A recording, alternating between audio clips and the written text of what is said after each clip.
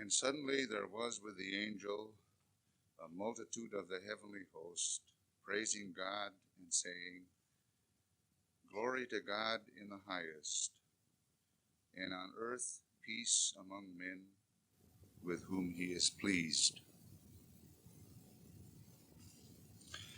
It wasn't an ideal world to which the angels came with their song of glory and peace.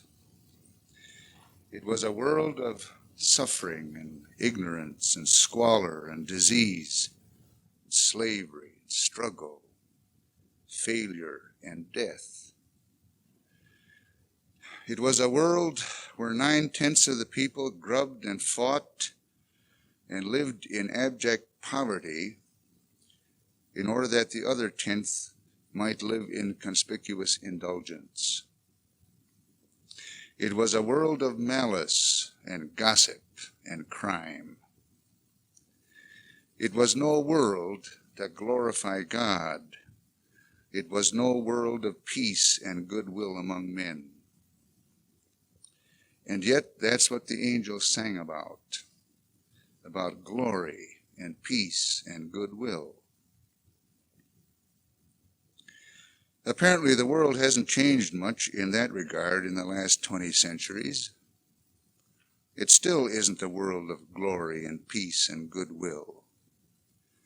It's a world of hard facts, says the man in the street. A world of hard, cold, brutal facts. This past year, for example, hasn't really been a good year for glory and peace and goodwill. There continue to be incidents at the wall in Berlin. The great card game at the United Nations goes on, and the stakes get higher, but the players seem no friendlier. And there is that great gaping wound that is Vietnam. Wars continue to break out around the globe, and each one appears more likely than the last to strike the tinder that will set fire to the whole world. We're just waiting for somebody to start something. And things haven't been much better on the home front. The minds of little colored children in many an American city have been filled during the past year with shapes that will haunt their dreams for years to come. A profiteering economy continues to soar. There aren't enough hospitals to care for the added strains and tensions of such an age, so our nerves are raw and sensitive and tend to become our tyrannous masters. Now the question is the song of the angels a rude impertinence in a world where there is no glory to God and no peace on earth and few men of goodwill? Is it an insulting and incongruous piece of optimism? Or is it a forlorn hope which the church extends to the world once more, a world swollen with unrest and suspicion and hatred?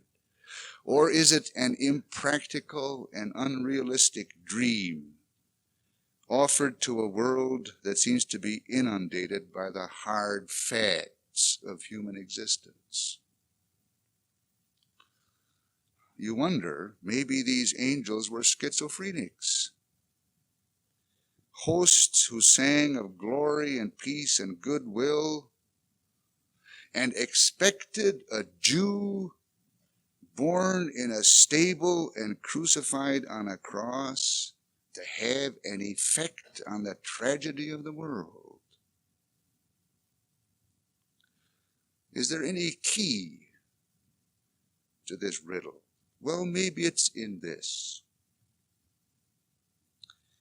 Maybe there are two kinds of reality. There is a reality of the hard, cold facts. and another reality that both interpenetrates the first one and yet lies always a little beyond it. And the song of the angels was that somehow in the manger at Bethlehem, that other reality had come into collision with the reality of the hard facts. The whole idea was expressed in the word Emmanuel, God with us. The reality of God had entered human reality in Mary's baby. Another world had been born into our world that night. The incarnation of God in Jesus Christ had brought two realities into inseparable union, so that the victory of God in the human situation must, in the final analysis, be the victory of man in the human situation. It was the messianic age that the angels were proclaiming. For the child born to Mary was the Messiah for whom the world had waited. Jesus too spoke about peace and glory. But of peace, he said, I came not to send peace on earth, but a sword. And to his disciples he said, my peace I give unto you, but not as the world gives. His peace was the kind of peace that enabled Paul to sing praises to God from a prison at midnight after he had been whipped and torn. It was the peace of Peter when he confronted the authorities at Jerusalem with the gospel, and when he went to a cross in Rome. It was the peace of the martyrs facing death in the arena. It was the peace of Martin Luther at Worms. And in our time, it is the peace that is peace, despite the failure of disarmament proposals and international charters.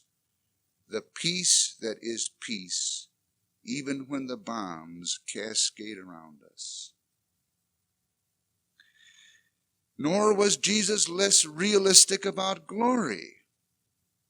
He prayed, you remember, Father, the hour is come. Glorify thy Son, that thy Son also may glorify thee.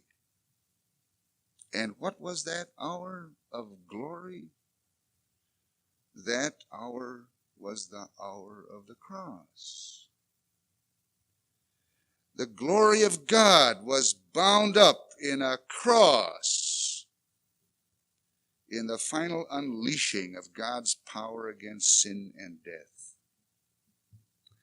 Now the point is, you see, that the glory of God and the peace of God dawned on the world behind the cold, hard, brutal facts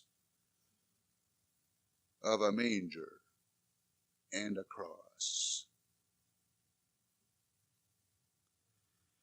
So is this an impertinence, then, that is offered to the world at Christmas?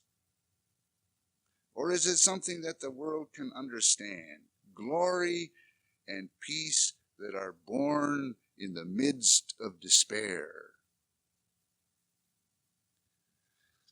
Sometimes I think that maybe this is the most difficult lesson we ever have to learn about glory and peace. And that is that they don't remove us from the reality of the hard, cold facts at all.